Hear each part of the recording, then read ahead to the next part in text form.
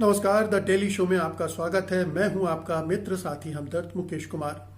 दोस्तों, कांग्रेस हाईकमान अब उन असंतुष्टों से मिलने जा रहा है जिन्होंने अगस्त में चिट्ठी लिखी थी और उस चिट्ठी में, जो कि बहुत ही गंभीर, बहुत ही आलोचनात्मक ढंग से लिखी गई चिट्ठी थी, जिसमें कांग्रेस की दुर्दशा पर रोशनी डालते हुए कहा गया था कि कांग्रेस में एक विजिबल और इफेक्टिव यानी दिखने वाला और प्रभावशाली नेतृत्व की जरूरत है और जो दिशाहीनता की स्थिति कांग्रेस के अंदर पैदा हो गई है विचारधारा को लेकर, कार्यक्रमों को लेकर, नीतियों को लेकर, उसको दूर किया जाना चाहिए, क्योंकि कांग्रेस लगातार एक के बाद एक चुनाव में पराजित हो रही है और भारतीय जनता पार्टी का उस तरह से मुकाबला नहीं कर पा रही है जिस तरह से उसे किया जाना चाहिए। लेकिन दुर्भाग्य यह था कि कांग्रेस हाईकमान ने उस समय इस चिट्ठी का नोटिस तो लिया, लेकिन असंतुष्टों से कोई बातचीत नहीं की। हालांकि 2 दिन बाद ही CWC की मीटिंग भी हुई, उसमें कई मुद्दों पर बातचीत भी हुई। कांग्रेस में आंतरिक चुनाव कराने के मामले में निर्णय भी लिए गए, लेकिन उन मुद्दों पर कोई कार्रवाई करते हुए हाईकमान नहीं दिखा जो कि उस चिट्ठी में दर्ज किए गए थे। जो 23 असंतुष्ट वरिष्ठ कांग्रेस नेताओं ने, जिनमें गुलाम नबी आजाद, कपिल सिब्बल, आनंद शर्मा जैसे लोग थे, 5 मुख्यमंत्री भी, जो पूर्व मुख्यमंत्री हैं, वो भी उस में दस्तखत करने वालों में थे। कई पूर्व केंद्रीय मंत्री थे। तो काफी वरिष्ठ नेताओं का वो गुट था जिसे G23 भी कहा जा रहा है। उन्होंने ये खत लिखा था और इसको जिस गंभीरता के साथ, जिस तत्परता के साथ हाईकमान को लेना चाहिए था, उसने उस समय नहीं लिया था। अब लिया है 2 महीने बाद और अब शनिवार को मीटिंग होने जा रही है। तो सवाल उठता है कि आखिरकार हाईकमान अब जो मीटिंग कर रहा है इन असंतुष्टों से, बागियों, जिनको बागी कहा गया है, उसका मकसद क्या है, वो क्या हासिल करना चाहता है इस बातचीत के जरिए। क्योंकि 2 महीने तक उसने जो बातचीत नहीं की है उससे स्थितियां थोड़ा और बिगड़ी हैं, पार्टी के अंदर कटुता और बढ़ी है, विभाजन रेखाएं और गहरी हुई हैं।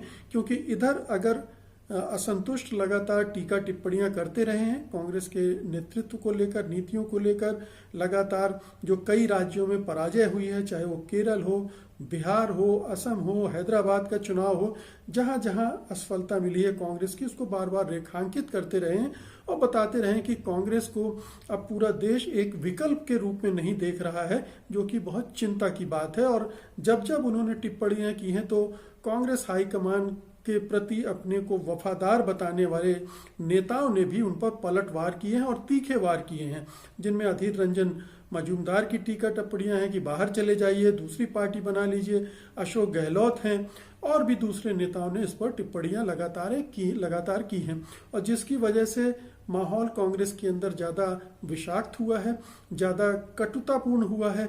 और ये जो हाई कमान की नाकामी का एक बहुत बड़ा उदाहरण बन गया है कि हाई कमान एक तरह की निष्क्रियता या उदासीनता या तटस्थता या ये कहना चाहिए कि कुछ ना करने की इच्छा शक्ति, कुछ करने की इच्छा शक्ति का अभाव उसमें दिख रहा था।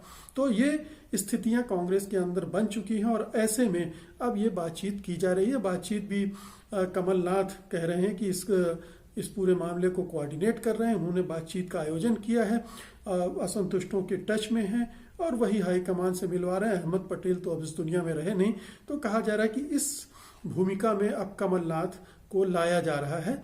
हालांकि अभी तय नहीं है, लेकिन ये मान के चला जा रहा है। तो सवाल उठता है कि आखिरकार इस मीटिंग का एजेंडा क्या होगा?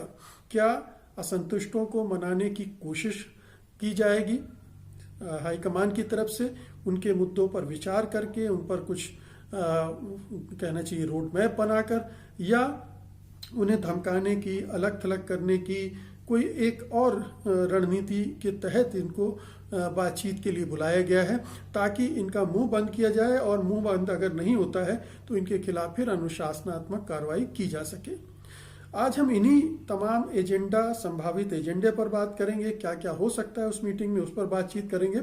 लेकिन उसके पहले आपसे 2 छोटे छोटे निवेदन करने हैं। एक तो जैसा कि मैं हमेशा काफी दिनों से कर रहा हूं कि हमारे सत्यहिंदी.com की आप सदस्यता लीजिए ताकि स्वतंत्र पत्रकारिता को मजबूती मिल सके। स्वतंत्र पत्रकारिता की ज़रूरत हम बार बार रेखांकित करते रहे हैं गोदी मीडिया के बरक्स, क्योंकि गोदी मीडिया हम सबको गुमराह कर रहा है, गलत खबरें दे रहा है, सरकार के लिए एजेंडा सेटिंग का काम करता है। इसके लिए इस वीडियो के साथ दिए गए डिस्क्रिप्शन में जाइए, उसमें एक लिंक है, उसको क्लिक कीजिए और अपने मन माफिक कोई भी सदस्यता चुन लीजिए। हमारा दूसरा निवेदन है कि सत्यहिंदी.com का ऐप अब हम आपको मुहैया करा रहे हैं। आप गूगल प्ले स्टोर से इसे डाउनलोड कर सकते हैं या फिर इसी वीडियो के साथ दिए गए डिस्क्रिप्शन में इसका भी एक लिंक मौजूद है। आप कृपया उसे क्लिक करें और सत्यहिंदी.com का ऐप डाउनलोड कर लें। हमें उम्मीद है कि आप ये दोनों कदम तुरंत जरूर उठाएंगे। वापस लौटते हैं कि आखिरकार कांग्रेस की जो मीटिंग होने जा रही है असंतुष्टों के साथ, जिसमें कहा जा रहा है कि हालांकि 23 पूरे नेता उसमें शामिल नहीं होंगे, उनके कुछ नुमाइंदे शामिल होंगे जिनमें कपिल सिब्बल हो सकते हैं, गुलाम नबी आज़ाद हो सकते हैं, आनंद शर्मा हो सकते हैं। ये नेताओं के इसमें शामिल होने की, भूपिंदर हुड्डा हो सकते हैं, इन नेताओं के शामिल होने की संभावना जताई जा रही है। और उस तरफ से जाहिर है कि सोनिया गांधी तो रहेंगी। अब खबर आ चुकी है कि राहुल गांधी और प्रियंका भी उसमें शामिल होंगी। अशोक गहलोत के बारे में कहा जा रहा है, के वेणुगोपाल जो पार्टी के महासचिव हैं उनके होने की बात कही जा रही है। और जाहिर है कि जो ज़्यादा वफादार माने जाते हैं कांग्रेस के, हालांकि जो असंतुष्ट हैं वो कह चुके हैं कि हम भी पार्टी के वफादार हैं और हम भी पार्टी के हित में ही बोल रहे हैं, लेकिन उनको एक खांचे में ढकेल दिया गया कि ये नेतृत्व के खिलाफ कोई मोर्चेबंदी जैसी कर रहे हैं। ये अभी तक स्पष्ट नहीं हुआ है कि वो सचमुच में ऐसा कर रहे हैं, बल्कि अभी तक उन्होंने बार बार यही संकेत देने की कोशिश की है कि वो पार्टी के हितैषी हैं, पार्टी के हित में इन मुद्दों को उठा रहे हैं ताकि पार्टी आगे जाए, पार्टी मजबूत हो और जो चुनौतियां सामने खड़ी हैं उनका मुकाबला कर सके। तो सवाल उठता है कि एजेंडे में क्या होगा। एजेंडे में मोटे तौर पर कुछ चीजें स्पष्ट दिख रही हैं कि जो मुद्दे चिट्ठी में उठाए गए थे, जिनमें पार्टी के अंदरूनी चुनाव का मुद्दा था, पार्टी के नेतृत्व के स्तर पर एक स्पष्टता की बात कही जा रही थी, पार्टी को गति देने के लिए डिसेंट्रलाइज करने की बात की जा रही थी कि अभी सारे जो पावर हैं वो 10 जनपद तक सिमट गए हैं और 10 जनपद हाईकमान इस तरह से कंट्रोल करता है कि कहीं भी कुछ गतिविधियां ज्यादा हो नहीं पाती हैं। तो डिसेंट्रलाइज करने की बात है, विकेंद्रीकरण करने की बात है। ये 3-4 चीजें महत्वपूर्ण ढंग से उठाई गई थी और स्ट्रेटजी में सबको शामिल करने की बात कही गई थी। तो अब चुनाव के दिशा में तो कांग्रेस कदम बढ़ाते हुए दिख रही है, तो एक एजेंडा का ये पॉइंट, इस पे और आगे भी चर्चा हो सकती है। इन 2-3 चीजों के अलावा जो चर्चा हो सकती है कि कांग्रेस में जो कांग्रेस के वफादार हैं उनके तरफ से अनुशासन का मुद्दा उठ सकता है, उठाया ही जाएगा कि कांग्रेस के वरिष्ठ नेता बाहर क्यों बोल रहे हैं, सार्वजनिक मंचों पर क्यों पार्टी की आलोचना कर रहे हैं, पार्टी के नेतृत्व को निशाना बना रहे हैं। और ये अनुशासनहीनता का मामला है, इसको नियंत्रित किया जाना चाहिए और इसका जवाब भी असंतुष्ट देंगे ही कि पार्टी के अंदर चूंकि बातचीत का कोई फोरम नहीं रह गया है, बातचीत का अब ये 2 महीने बाद ये बातचीत असंतुष्टों से की जा रही है, इसी से पता चलता है कि पार्टी के अंदर बातचीत की कोई गुंजाइश अभी तक नहीं थी, बड़ी मुश्किल से ये बातचीत हो पा रही है। तो ये शून्यता जो बनी है, ये खालीपन बना है जो पार्टी में लगातार होना चाहिए, उस पर बातचीत हो सकती है। लेकिन इसके अलावा जो चिंता हाईकमान की हो सकती है, जो कि रेखांकित भी किया है एक असंतुष्ट नेता ने, कि उम्मीद है कि पार्टी हाईकमान इसमें पार्टी की अध्यक्ष के रूप में होंगी, ना कि राहुल गांधी की मां के तौर पर भूमिका अदा करेंगी। तो राहुल गांधी की ताजपोशी की चिंता 10 जनपद को है, वो किसी तरह से राहुल गांधी को उस पद पर चुनवाना चाहती हैं, ये ऐसा साफ दिख रहा है। लेकिन राहुल गांधी भी अनिच्छा दिखा रहे हैं, तो सवाल उठता है कि राहुल गांधी चुनाव लड़ेंगे कि नहीं लड़ेंगे। अगर वो लड़ने जा रहे हैं तो क्या असंतुष्टों को खामोश रहने की बात की जाएगी कि राहुल गांधी को चुनवाना है और आप इसमें सहयोग दीजिए? अगर ये एजेंडा है तो शायद इसमें कुछ और तीखी नोकझोंक हो सकती है कि अगर असंतुष्टों का एक एजेंडा ये हो कि हम भी एक उम्मीदवार खड़ा करेंगे, वो भी चुनाव लड़ेगा, तो शायद कांग्रेस हाईकमान एक सर्वसम्मति वाला वातावरण बनाने की कोशिश करने की दिशा में आगे बढ़ सकता है। और अगर राहुल गांधी चुनाव न लड़ने का मन बना चुके हैं तो प्रियंका गांधी या कोई और होगा, इस पर भी बातचीत हो सकती है। तो ये एक बड़ा मसला ये है। पार्टी आगे कैसे चलेगी, कैसे डिसेंट्रलाइज होगी पार्टी, इस पर भी बातचीत हो सकती है और होनी ही चाहिए, क्योंकि ये उठेगा मसला, क्योंकि पार्टी के नेतृत्व के स्तर पर वो गतिशीलता नहीं दिख रही है। इसलिए ज़रूरी है कि उसको विकेंद्रीकृत किया जाए ताकि जो स्टेट की यूनिट हैं, जो स्टेट के स्तर के जो लीडर हैं, वो वहाँ पर पहल अपने हाथ में ले सकें और चीज़ों को आगे बढ़ा सकें। तो ये एक मोटे तौर पर ये एजेंडा रहेगा, लेकिन ये हाईकमान ये ज़रूर करेगा कि ऐसे लोगों को जो खुलकर पब्लिक में बयान दे रहे हैं, उनको किस तरह से चुप रहने की हिदायत दी जाए और उनको कहीं ना कहीं दबे छुपे शब्दों में जो एक धमकी भी, चेतावनी भी देने की कोशिश हाईकमान कर सकता है। तो ये एक तरह से मेलजोल की, मेल मिलाप की भी मीटिंग है, आपसी मतभेदों को दूर करने की भी मीटिंग हो सकती है। और अगर हाईकमान ने उन मुद्दों को ठीक ढंग से एड्रेस नहीं किया, अपनी चलाने की कोशिश की, तो हो सकता है कि टकराव और बढ़े, अंतरकलह और बढ़े और जो 23 नेता हैं वो अपने मोर्चे को और तीखा करें, वो अपने अभियान को और तेज करें, क्योंकि जो मुद्दे इन असंतुष्टों ने उठाए उनसे कांग्रेस के बहुतायत लोगों की सहमति है।